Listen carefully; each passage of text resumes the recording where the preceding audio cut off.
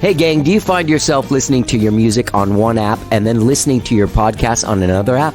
If you do, stop this insane behavior right now and download Spotify. Spotify is home to all of your favorite music and all of your favorite podcasts. Podcasts including Fly on the Wall, the Saturday Night Live podcast with Dana Carvey and David Spade, the Rock on Tours podcast with Gary Kemp and Guy Pratt, old favorites like Fresh Air, My Favorite Murder, Wait, Don't Tell Me. Look, if you're looking for a news podcast or sports or entertainment or true crime, look, if you're looking for a sewing podcast or an RV podcast, Spotify has all of this for you. That's Spotify. All of your favorite music and all of your favorite podcasts in one place.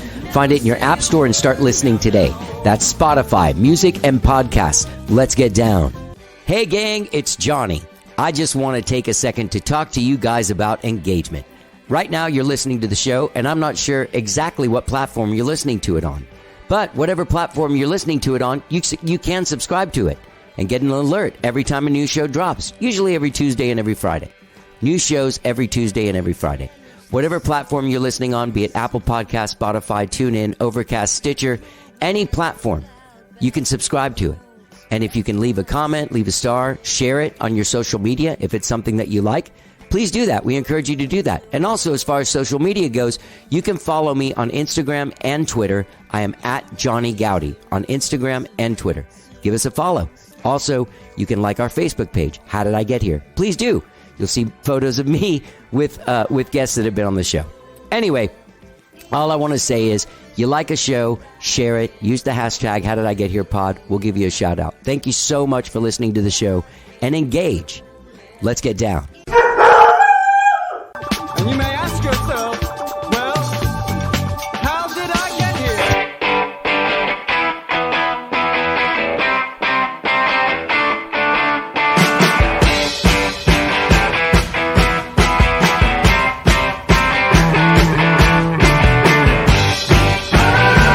It's time for How Did I Get Here?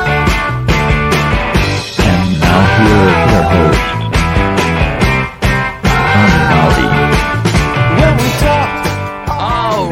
Hello, I'm Johnny. I'm your host. Welcome to the show. I hope you guys all had a good week so far. Are having a good week so far is what I mean, because we're coming in the middle of the week, right? Yeah. All right, so I made it out of Miami. I flew out of Fort Lauderdale on Monday evening. The flight was delayed 2.5 hours because of the crazy weather and the upcoming hurricane. My family now that I've talked to is all safe in South Florida. Texted with my aunt that lives in Tampa, which is a place where it's actually heading. And I think she's left, but she told me she was okay and she was safe. And I didn't want to sit there and go like, well, where are you going? What are you doing? Because she's in the middle of trying to fucking live through a hurricane. So anyway, I went down there last Thursday, early morning, hung out with a lot of my family. I got to see a lot of people. My sister Nicole, who I talk to very regularly and I'm close to, has a 4-year-old son named AJ, and he stayed 3 nights at my stepmom's house where I stayed. My stepmom Connie, fantastic lady, my dad's second wife. I call her my stepmom, but my dad has a third ex-wife too. But I call her my stepmom because there's too many things to say. But anyway, fantastic time with Connie. We have a great connection. She gives me a great safe place to stay in it's kind of the eye of the hurricane is what I call it, which is ironic. Anyway, so then that hurricane started coming. It got a little freaky. I didn't know if I was going to make it out. But, okay, let me tell you who all I saw. Saw my sister Nicole, my stepmom Connie, stayed with my nephew AJ, 3 nights. Great time. He's just a fantastic little kid. Super inspiring to be around. Super fun to be around. My sister Tasha, Anastasia, and her husband Mike, fantastic people. We went to lunch and I went and hung out at their house. Beautiful house, beautiful time. Great getting to catch up with them. And stayed with my brother and his wife and his brand new baby, Jack, up in Boca Raton for a day and a night, good 36 hours in the face.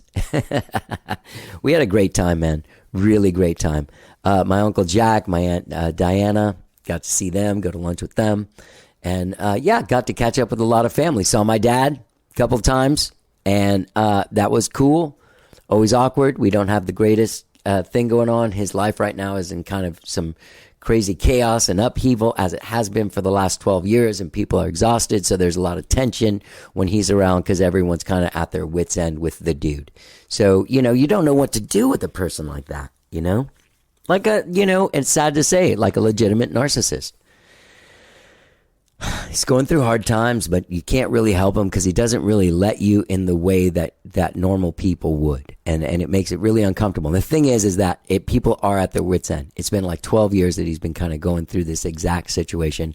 And it's just been very difficult. And it's created an immense amount of tension in my family, so much that I don't even go there because it's so intense. I mean, intense in like a bad way.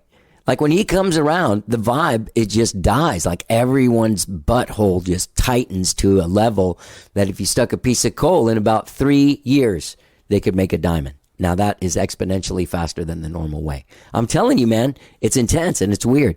But I did only see him a couple of times. And I had a weird conversation with him before I left on Monday, where he told me that he knew that I was actually leaving on Tuesday. It was weird.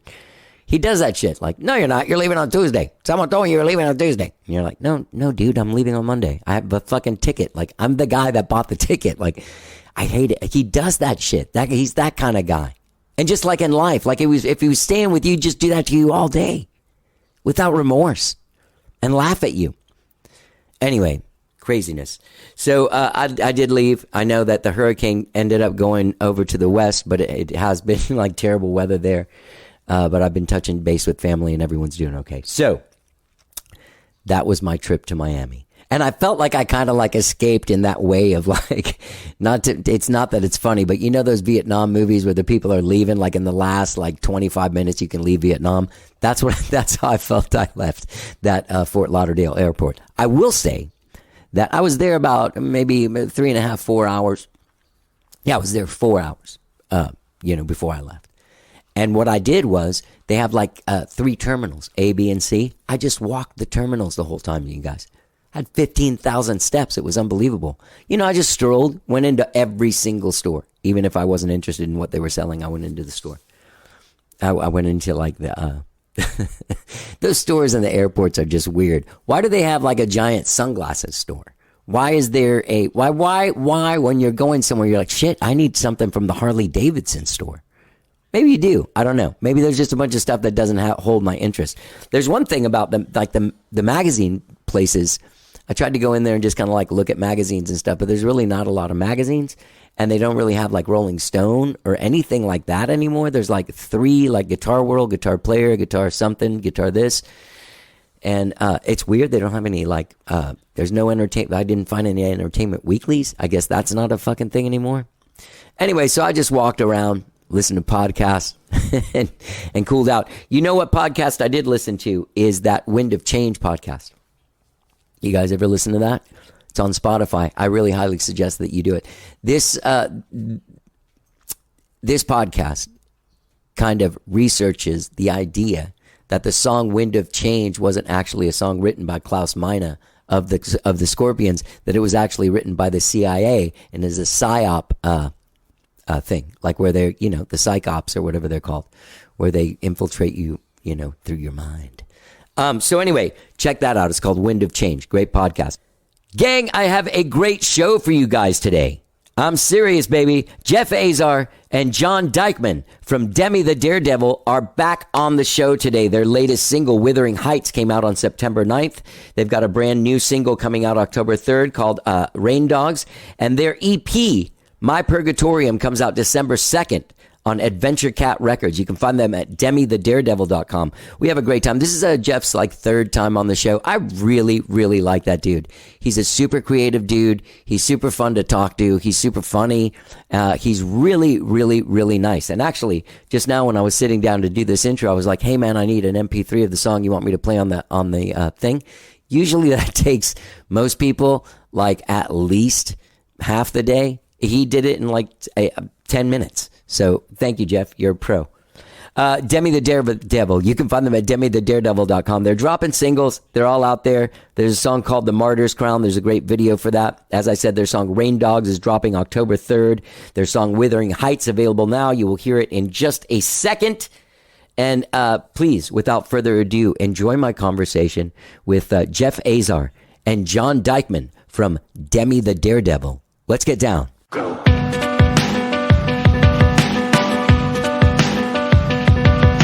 My old brain gets hijacked, not at gunpoint reacting like I am. Cause the fear of a villain from back then stayed in hostage mind. Drop my head, move along, I drop my head, move along. Cause the fear of a villain from back then stayed unconscious mind. Drop my head, move along, I drop my head, move along. Lightning strikes my stomach shift. It sleeps me if I run through it. To stand my ground, I've done no wrong. Until we die, this is our song. John, where do you come from in the whole thing? Just in general, like Yeah, hey. what's your deal? Yeah, no, I'm born and raised here at Austin. Oh, no shit? Yeah, one Unicorn. of the few. Yeah, Yeah. I'm the worst Austinite because I couldn't tell you where anything is, but yeah, I've been playing music for a while, and then he hit me up maybe a year ago or something. And Where were you playing? Like, who were you playing with? What was your scene? first band I played with, yeah, it was like a alternative rock, I guess. Just kind of like rock music in general. Sure. First band I was in for the longest time was like Coheed meets Thrice type of just Right. more proggy kind of stuff. I've never heard either of those bands. Oh, okay. Isn't that weird? No, I don't Something think so. about Thrice, I don't like with that name. I'm like, if that's what you're naming your band, I don't want to hear Okay. that band. Okay. Isn't that well, weird? I think it's Shallow. it's a Christian band type thing. It is? I think it's the And I didn't know Thrice that is either. like, Yeah. isn't it the Holy Trinity? Oh. Isn't there like the Holy Trinity thing? I thought it was so I think once, that I don't know if that's twice. why they named it Thrice, but that's the only thing I can think of. I didn't look up their Wikipedia or anything, but I'm a bad Thrice fan, I guess. But no, yeah. Not a truth. That's hilarious to hear. Sneak up on that mic for me, Jeff, if you can. Just talk on it. My Purgatorium. That's the name of this EP. Are we on? Yeah, we're going. Oh, okay, we're It's going. a whole thing. Right, You were cool. just back there chewing gum, thinking about like fucking Thrice, I was looking at your Snooki. the magic of Thrice. Yeah, the magic.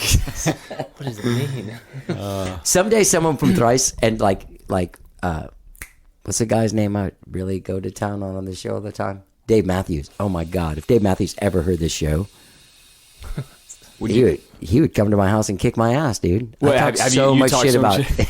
Yeah. But I think he can take it. I mean, he's famous, and what does he care if a guy in his apartment's talking shit I feel about like a him to lot of other people dudes? do talk. Yeah, he's Right? like, it is for some reason, it's like you have like Nickelback, Creed, and Dave Matthews Band that you hear all the time. Yeah. It's like those staple. The most popular, Right. but like the Bands. most people hate them. Somehow, Right. You know, yeah. I know. They got a big fan base. But. Were you, did you come up on like what did you come up listening to? Just rock? What radio yeah. stations were you listening to and It what was, was my happening? dad. So he basically listened to the Stones, Bruce Springsteen, Tom KLBJ? Petty. Who? KLBJ, the radio station? KGSR was his Oh, big okay. one Yeah, before yeah. it changed to Right. 101X, basically. Right. That's what I grew up on, listening to that kind of stuff. And then my sister introduced me to Green Day, and then I went down the punk alley. How old were you then? I was old, man. I was like, You were old. dude, how old was I? I was like 14 or 15 when That's not old. Well, I think like the first album she introduced me to was the Dookie album, which was old in comparison to when I heard it for the first Oh, time. okay. So I was like a late bloomer to that music. Then I just kind of went down that rabbit hole. And Did you go back like 80s and 70s punk stuff, or did you just kind of like? I never went that far back, and that's something I've been kind of listening to more recently, actually, because I started a little punk band a little while ago, and I was like, I should probably, listen to at least one See Ramones what- album or something, Yeah. So Oh, you've never even heard the Ramones? I've heard them, Oh. but I've just never I've never been like, oh yeah, I want to go listen to the Ramones, I'm a huge fan of theirs. No, they're Like good, I they're great. really am. And I appreciate pioneers of music too, so I appreciate them. I appreciate the Beatles for what they did. Sure. Were the Ramones or the Clash more staple or innovators? That's true. I might get called out for that because I don't know anything. I Yeah, think I don't know. the Clash started their thing after a Ramones show, maybe. Okay. Like that might actually be the lineage. But in one way, the Ramones were like a bubblegum pop band, basically, just real fast. And then the Clash went into some real political areas, and those guys were like, Now I want to sniff some glue. Like the Ramones were just kind of hanging out in Queens. You know what I mean? Sniffing glue and wearing leather jackets. Got it. All right. Nice. It was more Yeah. fun loving than the heavy stuff. I went back to I went away from my Purgatorium. I noticed that some things have changed. You got a label behind you now. You Yeah. got a management people. Yeah.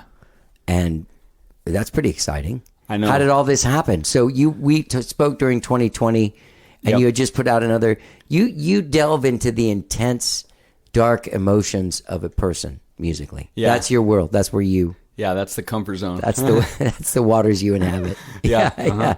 Yeah. Yeah. But when you said this to me, it's like obviously after knowing you for now a few years and knowing your music and what to expect, like the title "My Purgatorium." Before I even heard it, I was like, "Fuck yeah, dude!" Yeah. You can. He's even making up words now for his darkness. Yeah. I know. I love it. Yeah, I wanted to change it. It was just like, okay, I know purgatory. Like, there's so much Catholic imagery in this. And There is. This feels like hell on earth. So. The Martyr's Crown video, you go all out. Oh yeah. Mhm. Yeah, that's almost like that the Like a Prayer video or something to me. Oh, Not- Madonna. yeah. It just I've kind never of seen reminds it. me of it. Oh my god! Now I'll go. Like has that watch same kind of feel. There's a lot of fire it. Yeah. and Jesus people. But that's like a happy. But I can picture. No, it's not a happy thing at all. Well, maybe not the lyrics to the song. Madonna. I know it starts out with organ, then it's just like boom, take a look. Yeah. Yeah. Well, It's not as dark as yours. Yeah. That's why she's gonna be bigger. Yeah. I don't know. But You never know, man. Yeah. You never know. I don't know. She still hasn't stood the test of time, I think. I'm just joking. What? Like 37 years or 40 years is long enough for a she's still career going. almost. It's Oh. almost 40 years, right? Yeah. She's going Next year will be strong. 40 years of Madonna. We've been enduring her shit. Not a fan. No, I'm She a has huge so fan. Many, okay, she has Yeah. so many hits. Yeah, I was yeah. just listening to her hits on YouTube. She's got a lot. She's got a lot of hits and great songs, man. Yeah. Yeah, Yes. you know, like a Virgin. And, like a surgeon. Like a. You know, can I tell you? There's some times when you sneak into a thing where you do have like a Weird Al accent. I'm not joking. I heard that. In the music or not? Yep. Oh my god. Not in a bad way. Okay. I'm just saying because there was like a time I know in the music that you came up with. I feel like in like post Green Day punk guys like Blink 182. There tends to be a pronunciation in a Weird Al way sometimes in those songs. I don't mean it bad. Yeah. I fucking love Weird Al. Yeah, Yeah. same. I mean, yeah, that was like one of my first Bad Hair Day. I think was like one of my first CDs. And people have I've gotten some of those comments where it's like, is this meant to be ironic or is this meant to be reminding me of like making some references of just like these like nerdy comical acts? And so I'm just like, part of me doesn't like that, but then I'm just like, well, I guess that's part of this thing, so I gotta just not hate myself for it, like it. No. Not hate. I just don't feel like I'm a comedian, so it doesn't feel natural. But then, but it's just like when you commit so hard to something, right? Like the thing that makes you laugh about Will Ferrell isn't usually like the joke he's telling. It's a commitment to whatever he's like the That's a guy, good point, yeah. like the guy cooking and then screaming at the kids on the roof. Have you ever seen that? Where he's just talking to people and he's barbecuing, then just screams at some invisible kids on the roof. Oh my god! But like he goes in between these two personalities, but there's nothing really funny about it except for how committed he is to, He goes all to being out. this guy. Yeah. But the one thing I will say, Jeff, is that I did go through like once I saw some comments about your stuff, and you've garnered a huge following at this point too. Yeah. You know, I mean, whenever we met at the Austin Music Foundation, that's where we met, right? I can't Didn't even we meet remember there? where we met. Yeah, I think we met in a consultation there because I remember talking to in a you. consult. Yeah, and I yeah. remember saying like something about booking gigs, and you were like, "I emailed this guy, and he never emails back." And I'm like, "I know, but he doesn't know you, yeah. so he doesn't care. You're just a guy asking him for something, as Yeah. far as he's concerned." Okay. So yeah, do you remember that I sitting don't in the office years ago? Yes, Yeah. I remember not specific You conversation. got sent to but- the office. Yeah. That's how it is. You go to the break room in at Austin Music but Foundation. I've seen you grow into this artist even like, you know, with each release, you take artistic steps forward that are pretty great, and your attention to detail, right down to how everything is presented visually, like when you were the guy with the TV on his head thing, like, you know what I mean? Like all of this different shit was like really committed, and that, I mean, at some point, when you see somebody doing something you've never seen done before, like the first time I saw Madonna in real time on the MTV Video Awards, I'd seen her before in her videos, but she rolled around on the floor singing like a virgin in a wedding dress, and I mean, my friends were fucking laughing at her. Now, that's something no one's ever forgotten that was around from that time. So I was just seeing something different, and you don't really know how to handle it. So I can see that. But what I was going to say is, before that long fucking thing, was the connection that, like, you were the amount of yourself you put into your music and into your lyrics. I see it connecting with people now in a way that I don't connect with people like that, music, like in that sort of like, oh fuck, this guy knows what I mean, you know what I mean? Like there's a lot of that's happening. I'm looking through your comments, even at other stuff, older stuff, your posts and stuff, and I just kind of started getting into that world and going like, oh, there's like a fan base of people that really need Jeff's kind of validation of their own fucking feelings. Yeah, you're exactly right. That's I just saw someone said that recently. They're just like, it's just someone who feels good to know there's someone who understands, and so just kind of like that constant reminder of empathy and it's trying to not lose touch as we get older. Trying to like, keep in touch with adolescent struggles, even if we're surmounting, you know, because and trying to put myself back at that age and remembering how devastating it was to not have these bigger answers, and it's just like it leads you to despair. And so I know a lot. What do you mean bigger answers? Like just existential stuff. It's just like I remember being like, you know, being really terrifying, being like you're at a party or you're at a bar or something, and everybody's just laughing and it's all good, and I'm not having a blast, and so I'm just, you know, so it's just it's just like looking, you know, the universe and looking up and being like we're you know, from like the bird's eye view, it's just you feel so small and insignificant, and you're like, why am I here? What is my purpose? What like, why would I take these actions? Why am I going to work this job if I don't feel you know, passionate about it? Why? Just a lot of why questions of just it could be very meaningless and you know, take a nihilistic perspective. So that and that's what my Purgatorium, like some of that was you know, trying to get out of not wanting to stay stuck in a cynical, pessimistic state, and just trying to outgrow these bigger questions that you can't necessarily solve, and just trying to be more of an open person and try to move forward. Yeah. Hell on earth. Huh? Hell on earth. Hell on earth. Yeah.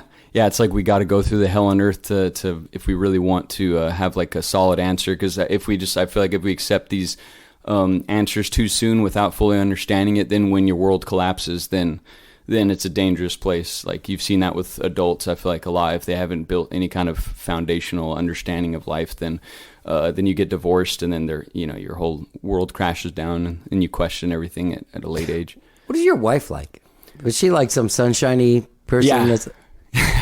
I knew that was going to be the fucking answer. The coolest people on the planet. Seriously, the nicest. John hits it off with Maddie. I feel like I'm the biggest fan of them too. Oh, yeah. That's and nice. Maddie, she's awesome. Yeah, well, we love you equally. Shout out Maddie. Yeah, she's my friend on over socials. Emails. No, just one email. Yeah, one email exchange. It was great. Seemed very nice. She let me know what was happening. Well, she's seen you speak at the panels, and so she thinks you're awesome. Oh, that's really nice of her. Yeah. You're always you speaking at the panels. You have a certain attractive, charismatic air to you that helps if all this discourse is happening, and you're just like, well, like let's just be.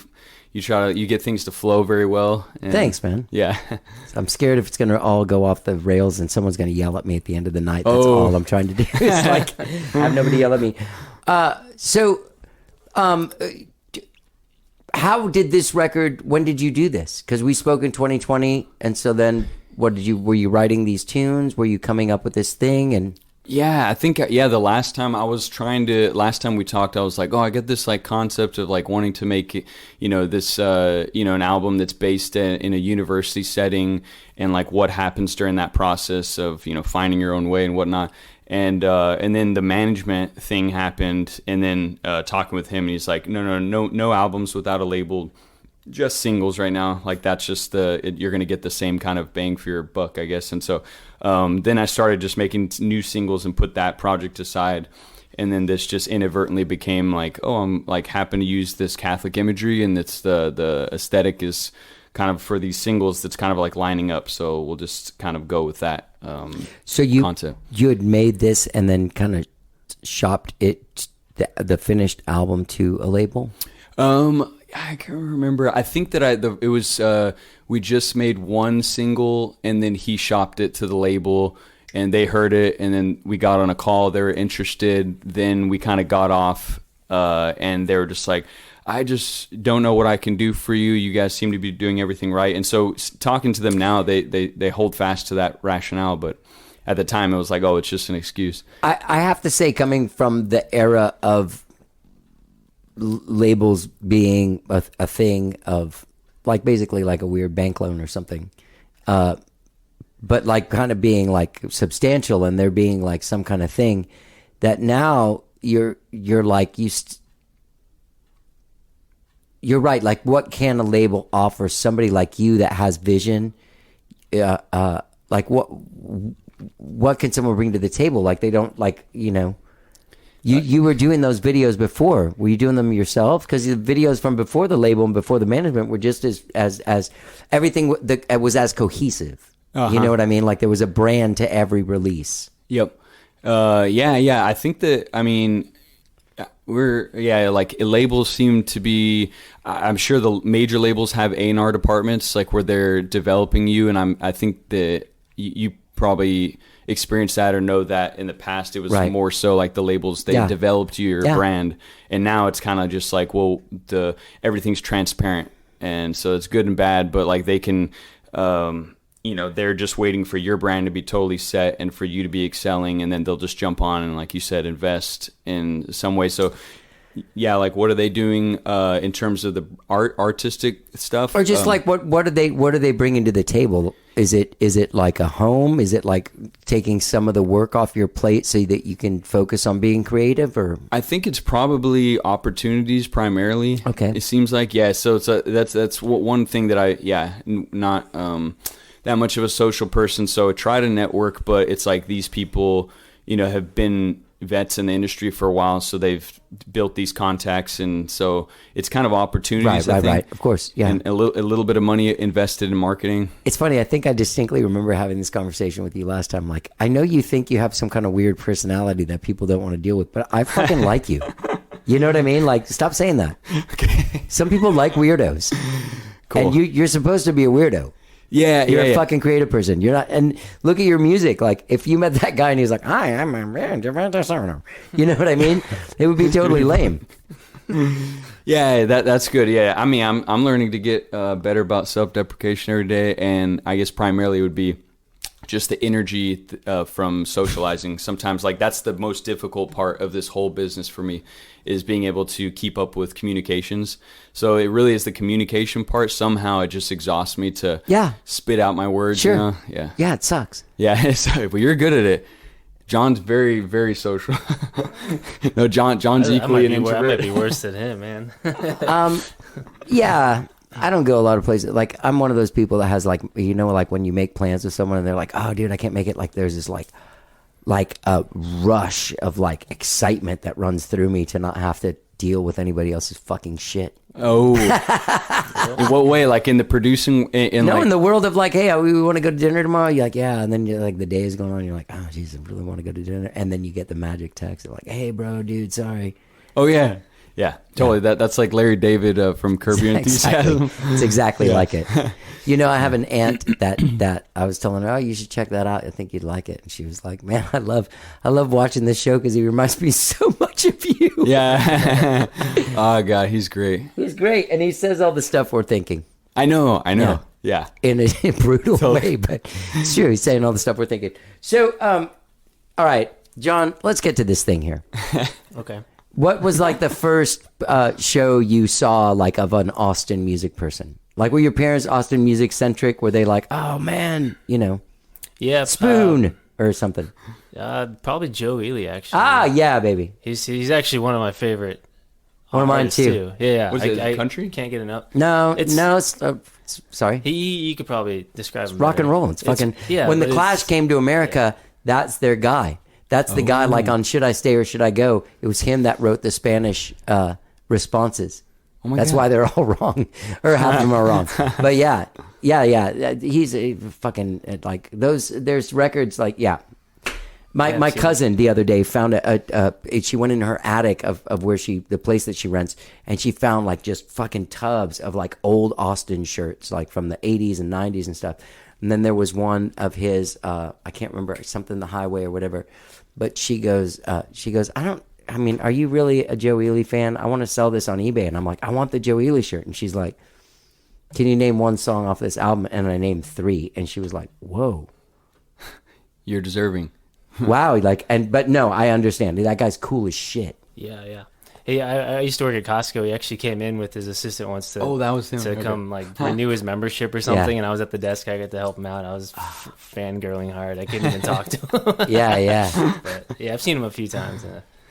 He's live. fucking. It's awesome. When did you see him? Because now he's not like I got to see him in the 80s, like when he was just on fucking fire. Yeah, no, You know? I mean it was 90s. Yeah, he's still early doing it. 2000s, Yeah. Yeah. Back when the first time I saw him, I barely remember because I was just a kid, but it was rocking.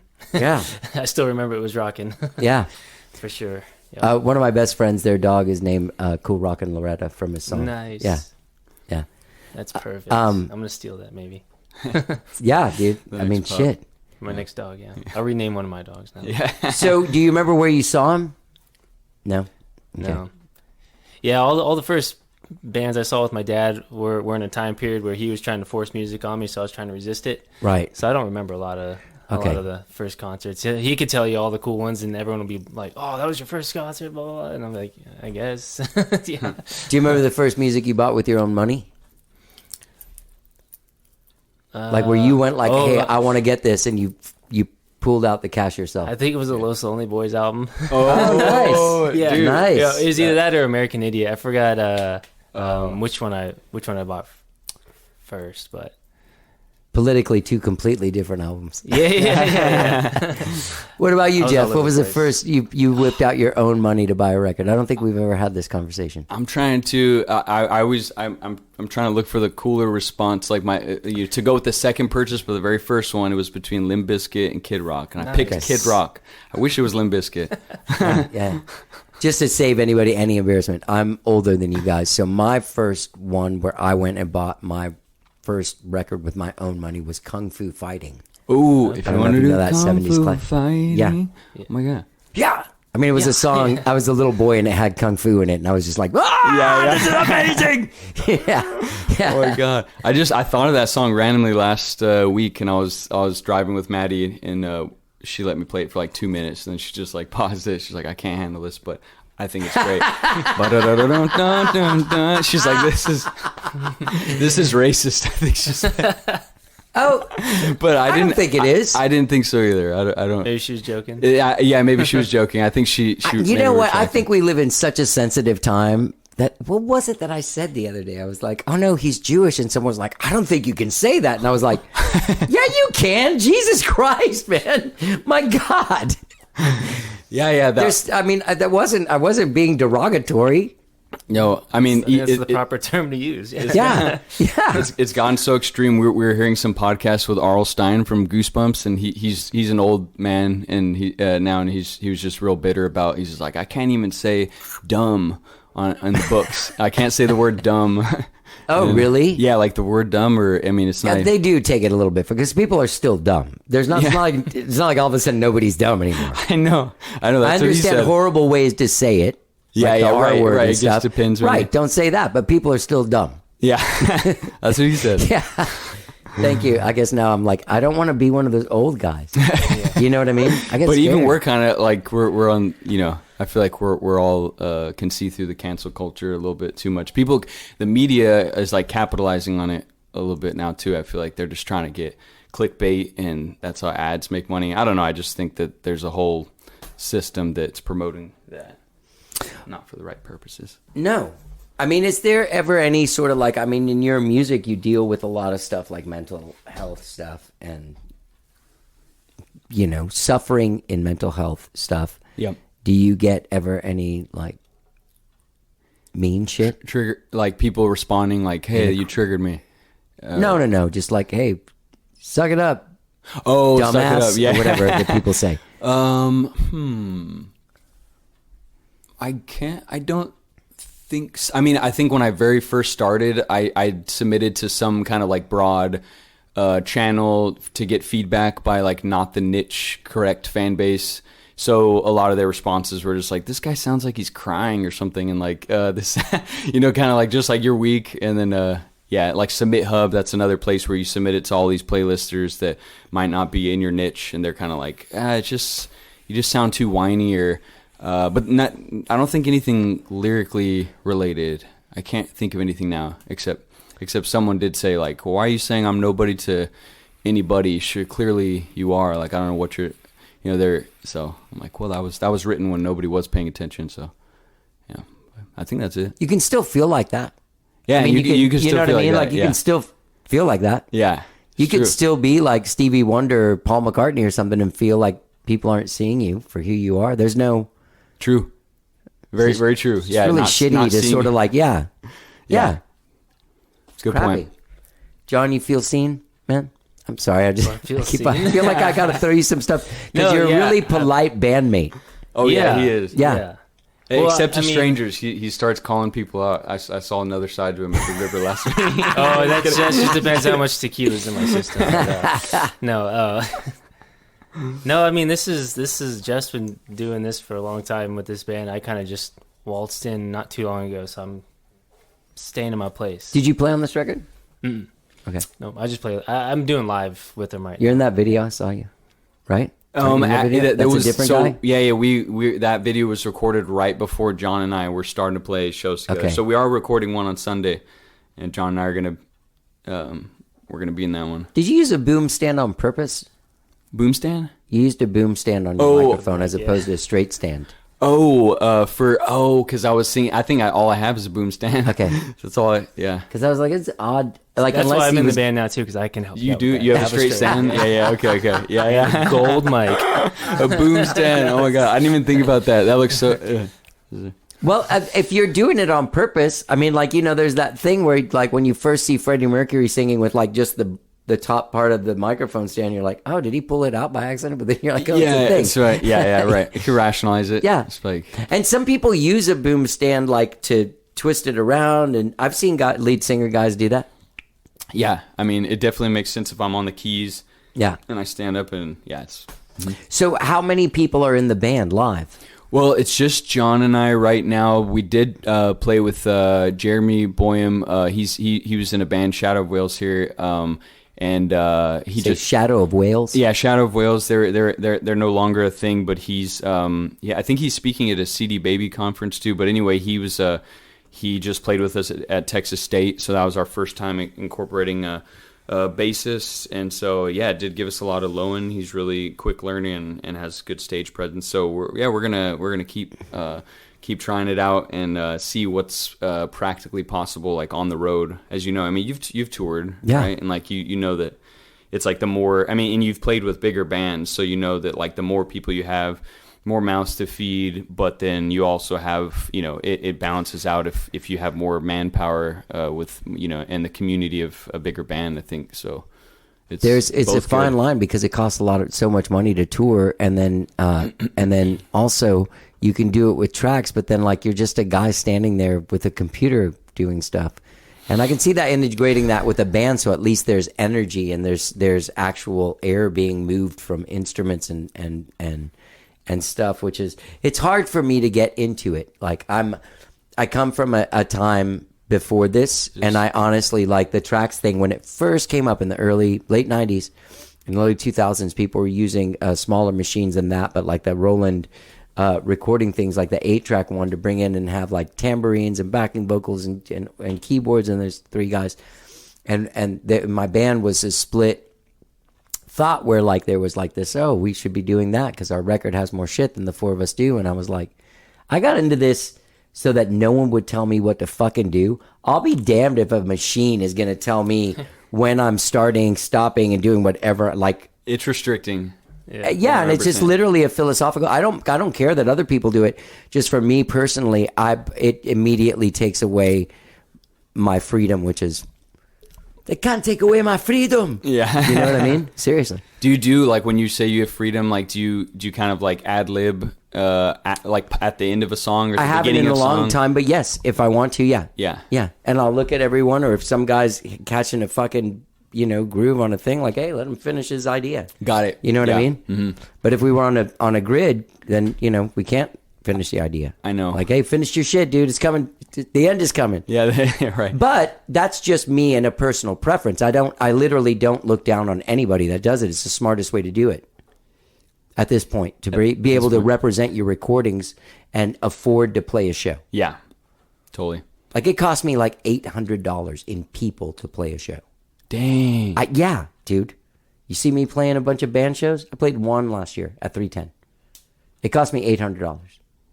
Yeah, and are you And dudes. You're and singing. ladies. You're singing, right? But I'm You're singing. Yeah. It's like an expensive hobby at this point. Okay. I mean, there's other stuff I can do, but like if I went out and played on a regular basis, I could turn it around to where I was making money, but it's not. Original music just doesn't make the kind of money that I make being in a fucking cover band, which is the thing that, I mean, it affords me to be able to do all the other shit. We just did a cover show two days ago. What'd you do that? What? It was a HOA party, so it was us two with a bunch of backing tracks, and what do you guys do? The songs. Some of name them a couple are tunes. like one of them, like there's some songs that are mashups, so it's like, okay, you got one mashup of Let It Be, U2, With or Without You, Natasha, Natalie Imbruglia, Lying Naked on the Floor, that song, Fall Out Boy, and then another Green Day, Oasis, Imagine Dragons. Those are some of the mashups, so it's not totally, so we just, they got the same chord progression, so we could just, mash, like, give them as many as they can, as we can do. And then, so you don't, it's totally like for people now that can't handle the length of a whole song. I know. Like they don't have the attention span. Here's the hook. Yeah. Exactly. I know. Yeah. So yeah, stuff like that. We did Temptations, some oldies, a lot of 90s stuff. Oh yeah. What Temptation song did you do? My Girl. Yeah. That's killer, dude. Yeah. Dude, that kind of shit, like, I mean, you got to survive somehow, and there's no, no matter how many people stream your stuff, and you're crazy with the streams now, numbers wise, right? It is going up. Yep. Yeah. So yeah, there's no editorial playlist, but it's those algorithmic playlists. Can I tell you that I mean, I'm not joking. When I'm just proud is the right word. Is that the right one? I mean, we're friends, right? Oh yeah. Yeah. Right, you're very proud. Yeah. Of just like seeing how far you're able to bring this thing. Thank you. And the commitment and the level, like there's no bullshit stuff. It's great art. Like, you're a great artist. You're a great songwriter. You're a great performer. You're a great visual person. Well, thank you. Yeah. It's right back at. Now you got John. Guys. Yeah. I was gonna say I can agree with that, because when I met him is when I played with him in my old band, and we were playing to like nobody, like this little tiny coffee shop. I remember the Wake the Dead in San Marcos. Remember that one? And there's barely no one there. And then a couple years go by, he hits me up to come play, and he's just killing it. Yeah. So yeah, it's very impressive. I'm also proud. Do you spend a lot of time Proud writing? of you guys. Don't cry, dude. It's okay. Nice. Yeah, commercial break. What? Do you? Guys, let me tell you about pet corrector. Is your dog barking or acting out? You spray this air thing, and they freak the fuck out and are scared. Rosie straightened out all of her shit because of it. They better be paying you for that, and that's all. Those are very expensive too. So I know that. You got to use it wisely. This is still the first bottle. I mean, she learned all of her lessons before I used a whole bottle, so I guess it's not that expensive. So you're not using it that much. No. Now I just show it to her whenever she's getting out. Yeah, that's a good. Yeah. Okay, so yeah, no, I am proud of you, and I think you've really you've grown in every way, which is a very difficult sort of thing to do. You know what I mean? Like you've grown as an artist, as a person who has to publicize their own shit all the time. You know, you do a really great job. What was that show that you played, like the last Instagram photo where you're on the stage and things going? Oh, we just played in LA, and that was at a friend's release party. They're from LA, Animal Sun, and played with another band called Fuller, and he was in a band here in Austin called Summer Fires, and then he moved to LA, so we had him on the bill, and The Habits, and so yeah, it was a lot of people showed up. Yeah. It was a good turnout, and there was fans that I had met like 4 years ago online, and so it was like really cool to see them in person and hear them sing the words, and the label guy and manager came out, and so it was things aligned. Oh, so, yeah. Mm-hmm. Yeah. So we you never want to have the show where people are throwing shit at you and it's the label and the manager guy. Oh, I know. God, that's the worst, man. I know. Yeah, it worked out. Nothing. I mean, I did drop the synth at one point, but put it back on real sly, and no one said anything. Sometimes that kind of stuff though is cool. Oh yeah. Like we just played Texas Queer Fest, and the very last song I usually jump off John's kick drum, and then I didn't realize that I jumped off, and then my keyboard went like flying into the ground and was just spinning, and I didn't realize that it was even on the ground until like the song was done. I'm like, all right, thank you very much, guys. And I look over, and the keyboard's just like flipped on its back, and everyone's just staring at me, just like quiet, and there's like, yeah. You know, I was looking I'm at not that. trying to be that rock star playing to like small rooms. Yeah, I think you're dealing artistically with the disenfranchised and overlooked and not seen people is probably because I remember seeing that and going like, well, I don't know if this is the kind of dude I would put on a. I knew you were married now, like I'm like, you know, but the thing is the ethos of your music is the same as the struggle of the LGBTQ plus community. Yeah, right. Yeah, I know. I don't. They started following me, and yeah, definitely. Yeah, that is definitely part of the fan base. It's just not feeling accepted. I mean, that's a lot of everyone's biggest struggle. It's just like I want the freedom to be myself. I want to be allowed to be myself. And so evidently that's just still.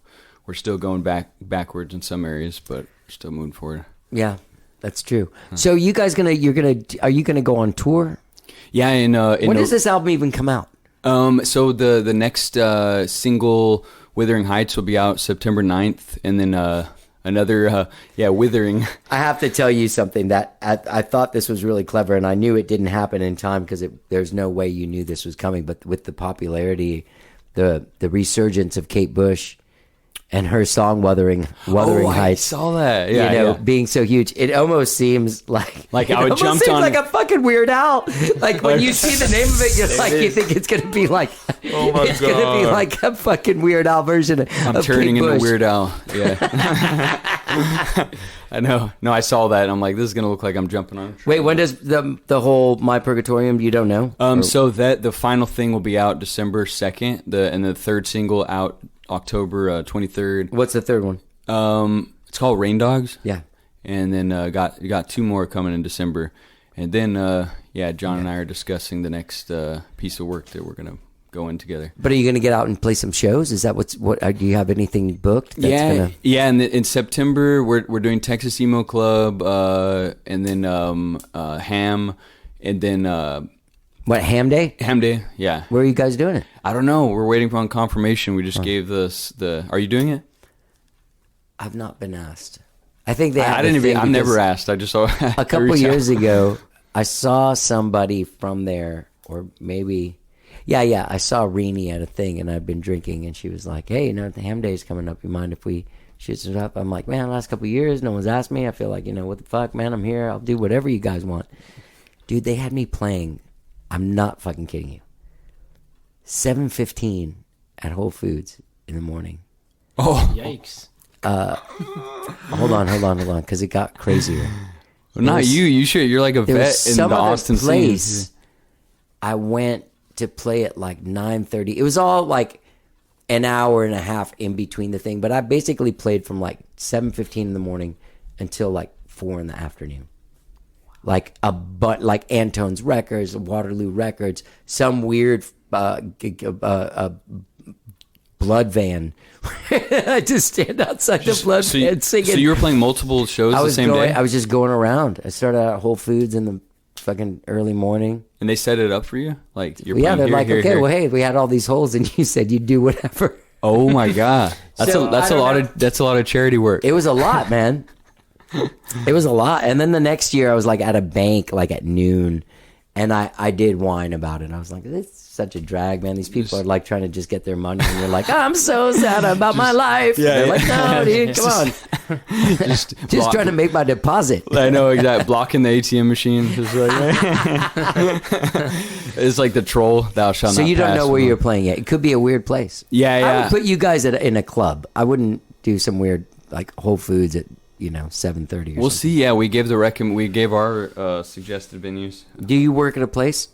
Like do you have a day During job? the day, I'm just doing. It's about half music, half marketing for clients. So it's not at a. Oh, cool. Yeah, I'm not working at a. At a place, but from home you From home, make yeah, money yep, mhm. from other people. Yep. What about you, John?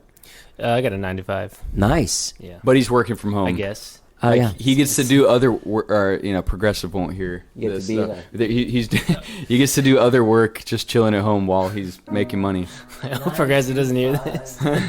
way to make a living, barely getting by. There's no taking and no giving. I don't really sing like that. What's you that? never even heard me sing. 9 to 5, dude. Is it what? Dun dun dun. dun. Oh, okay, yeah. And I stumbled to the kitchen, pour myself a cup of baby. I'm not the greatest Dolly Parton singer. Yeah. Although, I don't know. So Withering Heights is going to come out on October 3rd. And then what? Make Monsters, Make Saints, and then Heaven Doesn't Know My Name. Great song also, Heaven Doesn't Know My Name. Oh, yeah. Great songwriter. You really are. Thanks. I don't think people look at a band that makes the kind of music that you do and think like, oh, that guy's because everyone always thinks of you have to have an acoustic guitar and you just came from a place, Yeah, the singer-songwriter look. Yeah. I'm playing a show today, Songwriters Across Texas. Have you seen that? No. It's Where? a TV show. They're shooting at Arlen. So it's on TV? It's on TV. It's actually on TV, on a channel. That's awesome. Yeah. Well, that's I mean, cool. a local channel. It's not like on. Can we? Or it's going to be VH1. live? Nope. It's going to air sometime in the fall, like October or November or something. Okay. All right. Well, I got to get the exact date so we can. Yeah, I'll let you know, man. On over the TV with some popcorn. Really? Yeah. Would you yeah. really do that? Absolutely. I'll take. I would do that for you. Take a selfie. Yeah. Post it online. Just like check this Yeah. out. Yeah. I want to come see you play. I want to come see you do this live. I want to be in the audience. So September, you are playing a place. That'd be amazing. Yeah. The next one that I can think of. I can't remember about October, but November is our little like Southwest tour, and then the Austin one is November 5th at Swan Dive with our original set. Okay. Texas Emo Club is Panic at the Disco set, and then the Ham we're playing. Ham. Yeah, when I find out Ham, Okay. let me know Ham. Yeah, you too. When's it? You got anything coming out? Yeah, I'm playing at Opal Divines in a couple weeks, September 8th. I'm doing like a solo acoustic show. Old guy, sad guy. Oh, Opal Divine. Across the freeway. It's in that hotel over there.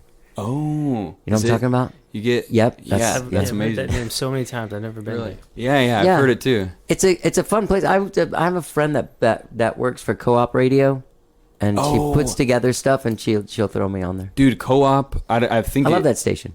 I did. Wait, KVRX. Yep, same thing. We're same playing thing. that September you are? 25th. Yeah. Awesome. Where? It's just at their studio on campus. It's Oh, one of those cool. rooms. But we did just play a co-op show at the forgot where it was called. I thought it was a Pearl Street Co-op. Oh yeah. Oh, really? It was amazing. Oh, dude. That is probably the best like built-in crowd you could possibly ask for.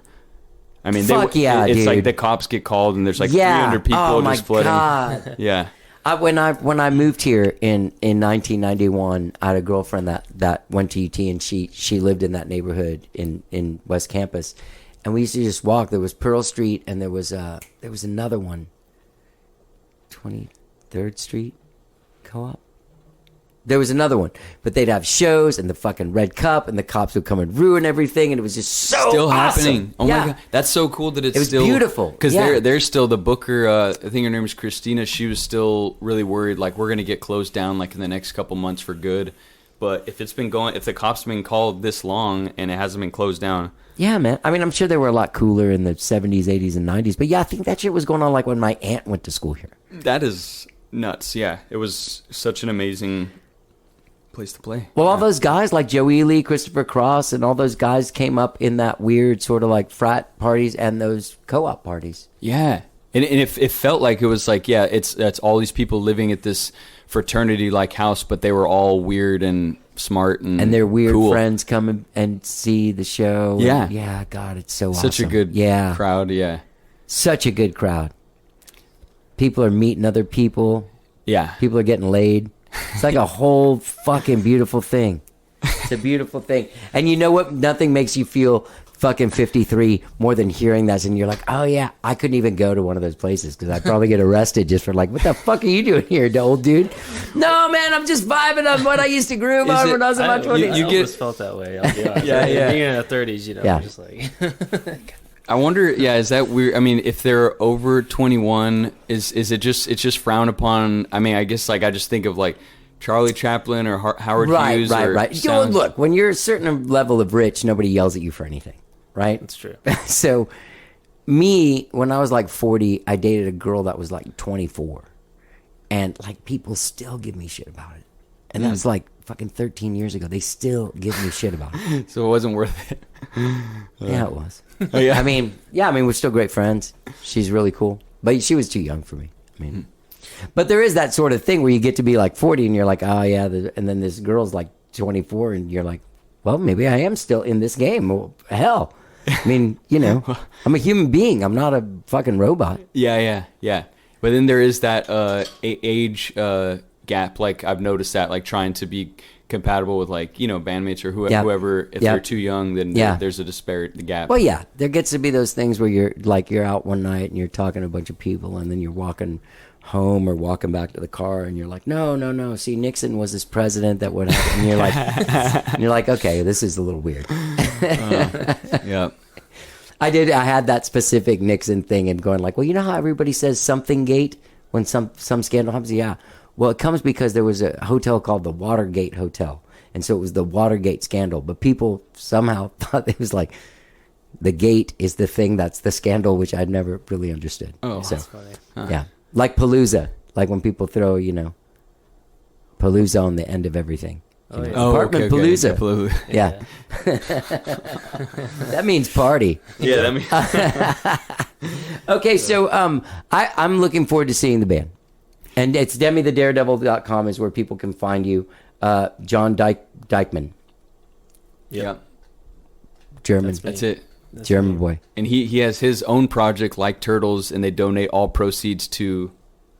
Oh, not 10%.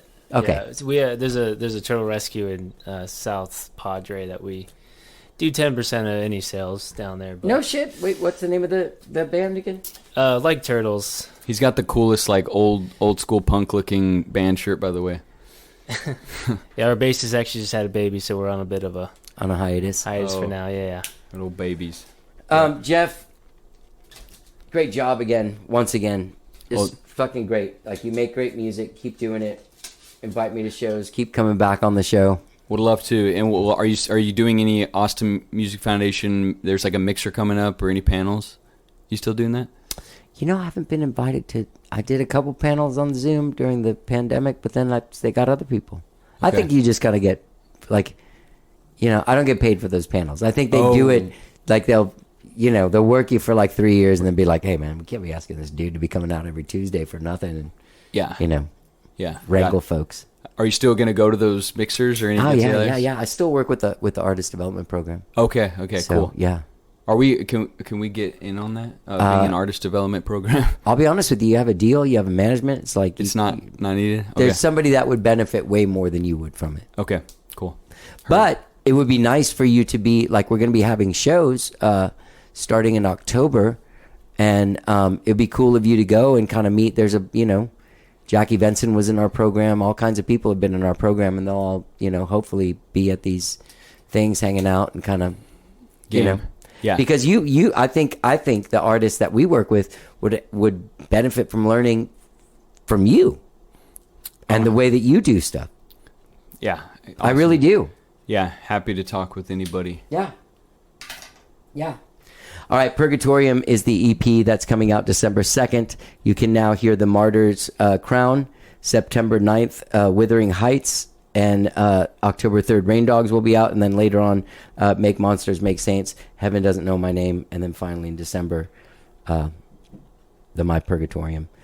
Go to DemiTheDaredevil.com for all of your Demi the Daredevil needs. And like Turtles, get into that band. Yeah, if you want. Yeah. It's I good. think that's awesome that you do that. Cool. Well, Yeah. Thanks. Yeah. Rosie likes you guys, and We so do love I. Rosie. Hope you have a great, good luck. And Thank you invite me so to the much show. for having us on. Yeah, man. Always. Yeah. Run through it to stand my ground. I've done no wrong until we die. That's Jeff Azar, John Deichmann from Demi the Daredevil. That's their song, Withering Heights. Get out there and find them at DemiTheDaredevil.com. Their EP, My Purgatorium, drops December 2nd on Adventure Cat Records. I want to thank those guys for coming by. I always have a good time talking to Jeff. Always. Great dude. Great creative mind also.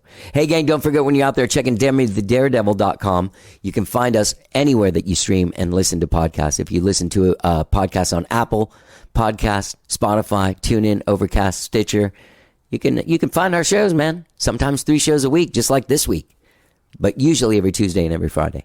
All right, gang, great conversations all coming up. All right, let's listen to this great song, Withering Heights, from the fantastic Demi the Daredevil. Their upcoming EP, My Purgatorium, out December 2nd. Have a great rest of the week, whatever it is you're doing. Let's get down. You got nothing on me.